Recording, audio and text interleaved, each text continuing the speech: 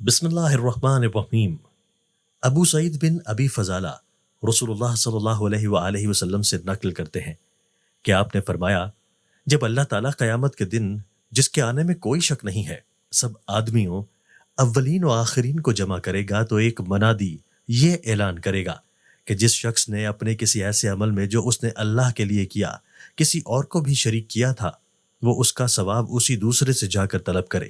کیونکہ اللہ تعالیٰ سب شرکا سے زیادہ بے نیاز ہے شرک سے۔ اللہ تعالیٰ صرف نیک عمل کو قبول کرتا ہے اور اسی پر ثواب دے گا جو اخلاص کی کیفیت کے ساتھ صرف اس کی رضا اور رحمت کی طلب میں کیا گیا ہو،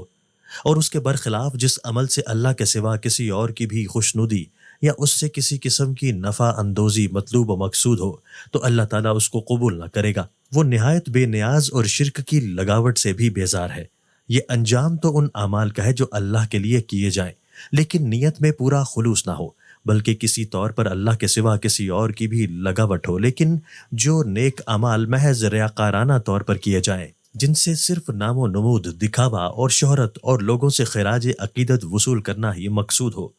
تو وہ نہ صرف یہ کہ مردود قرار دے کر ان عمل کرنے والوں کے منہ پر مار دیے جائیں گے، بلکہ یہ ریاکار اپنے انہی اعمال کی وجہ سے جہنم میں ڈالے جائیں گے۔ سیدنا ابو سعید خدری رضی اللہ تعالیٰ عنہ سے مروی ہے کہ رسول اللہ صلی اللہ علیہ وآلہ وسلم نے فرمایا، میں تم میں دو بیش قیمت چیزیں چھوڑ کر جا رہا ہوں، ان میں سے ایک دوسرے سے بڑی ہے۔